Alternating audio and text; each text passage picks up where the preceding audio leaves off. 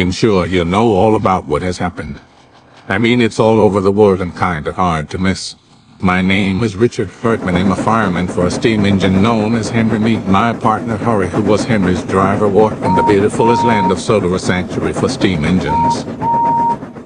He awoke that fateful day at 6:45 am. It was November 8, 2004, and the sun was rising over the horizon. I looked beside me to see my wife sleeping peacefully. I smiled and got ready for work. I didn't want her getting on me as for being late again. As I left, I made sure to leave a present for my son's birthday beside his bed on his nightstand. There were one-to-one model recreations of his favorite engines, Henry and Merchant. I really hoped he liked them, as they costed a lot of time and money to make.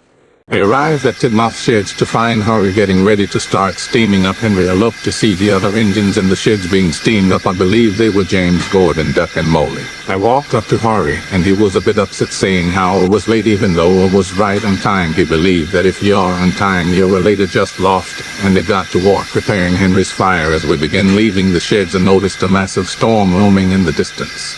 I was confused as I checked the news before I left, and there wasn't supposed to be rain. I hoped that it wasn't as bad as it looked, or that day will be a pain.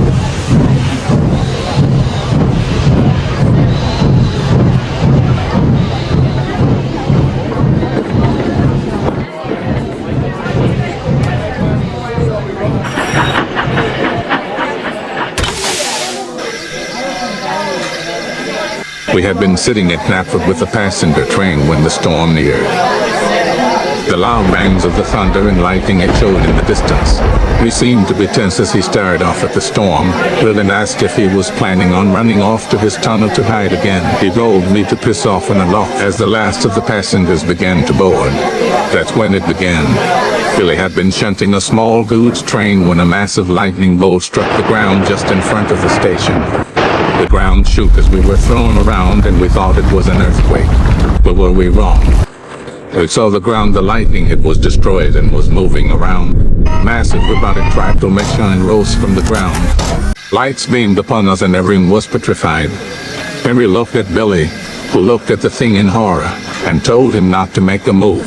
Billy screamed in fear, and his crew threw him in reverse in attempts to get away. Just as he began to run, the robot raised two smaller arms which glowed a bright blue. The thing then shot a laser toward Billy, and it was a direct hit. After a few seconds, dust flew out from his cabin face, or it was his face. Instead of the silly face we had known, was replaced with a burned smoke box door. In an instant, the entire station went into charge. The people on the platform and for the coaches, and the thing we later learned was deemed trippy, began firing into the crowd. Me and Harry looked at each other, and we knew where we could be safe. Harry's tunnel. Harry wasted no time and released the brake, threw on the throttle and pulled the whistle for dear life, hoping Cecil was still in the signal box. As we passed the signal box, I saw him running from the signal box balcony, and just as we passed, I saw the tripper turn its wings. As we rounded the bend, I heard the sound of Cecil's screams getting cut off by the weapons burning.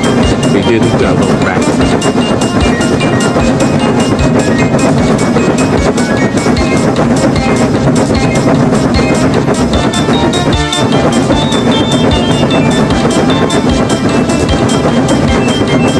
We saw tons of other trippers roaming in the distance, firing their laser weapons. As we were running, we passed Murder's pulling slow boots. We heard the sound of his brakes screeching for loud by loud crash. We aren't too sure what happened to him.